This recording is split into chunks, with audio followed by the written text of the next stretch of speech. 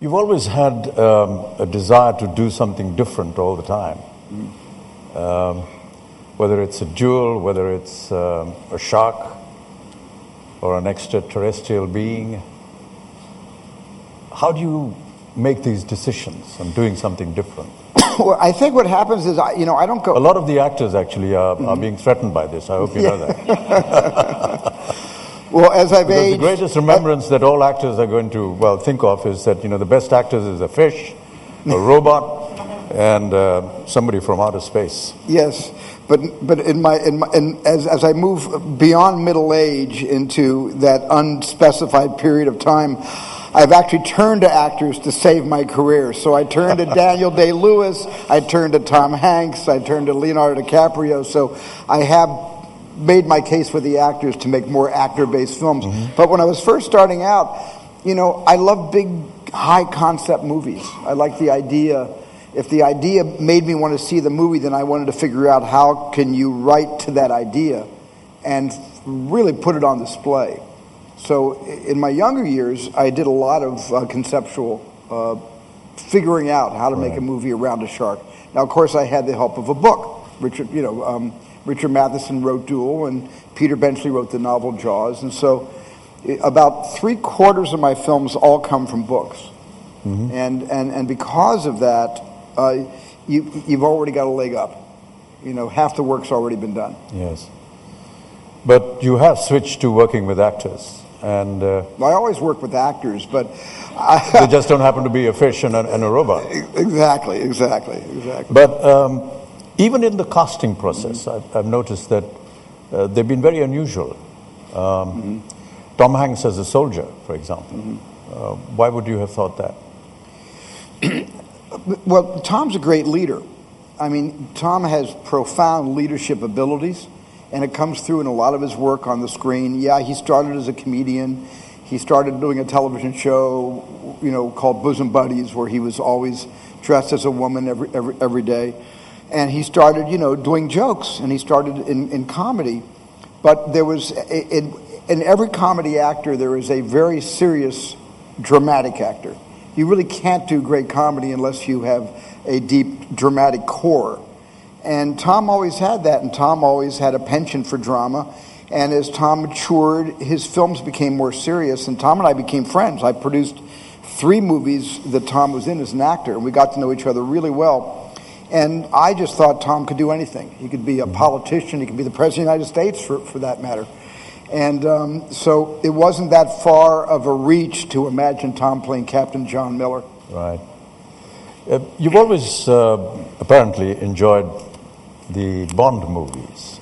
Well, I love the Bond movies. And would you say that Indiana Jones was a kind of a inspiration from Bond films or a tribute to Bond films? Well, not really, because when George Lucas came up with the idea of Indiana Jones, he was basing his concept on the movies that Republic Studios used to make. These serialized adventures that would show in between a double feature back in the 1940s and early 50s. You'd have a feature, then you'd have a bunch of cartoons, then you'd have a newsreel, and then they would show a kind of 14-minute segment of a movie with a cliffhanger at the end of it. And they do 15 or 16 of these little interstitials. And by the end of it, you saw an entire movie, each one having a thrilling cliffhanger. So the Indiana Jones concept was based on the old serials from those black and white American serial days. Ever thought of directing a Bond film? I tried to direct a Bond film, and Cubby Broccoli wouldn't hire me. I went to Cubby, and I called him up on the phone, and I just said, I had done a couple of movies. I had just started out. I had actually done Jaws, and it was a big hit, and I thought, well, that'll convince him that I can direct a Bond picture. And I got him on the telephone, and I said, I really would love to do your next Bond picture. And he said, you're not experienced enough. And he said, if we ever do one on the water, I'll call you. And so that was the end of that. And then a number of years later, after Close Encounters came out, in Close Encounters, there's a 5-note sequence that the aliens send to us, and then we send those 5 notes back to the aliens. So Cubby was making Moonraker. And he wanted to use the 5-note sequence as a parody on Close Encounters in the Bond film. But he needed my permission.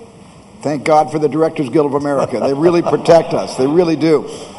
So he called me, got me at the office, and he asked if he could use those 5 notes. And I immediately said yes. And then I said, do you have a slot open? I've made 2 huge hits, Jaws and Close Encounters. I got nominated for Oscars on both films. And he said, did you win? I said, no. He said, well, no. No, not this time. Later, I'm making a movie in 1986. I was the second unit director, and I produced a movie which I wrote the story. Dick Donner was the director. It was called The Goonies. Mm-hmm. And in the film, a kid who loved the James Bond films plays the James Bond theme on a little ghetto blaster he's wearing around his neck, across his chest. But I needed the rights to the Bond theme. And I had given Cubby Broccoli the rights to my 5 notes, so I called Cubby on the phone. I said, I'm making this little picture. There's a really nice homage to James Bond. This kid comes flying in on a bungee cord, and he lands in this room, and he's playing the James Bond theme. And can I get the rights? And Cubby said, no.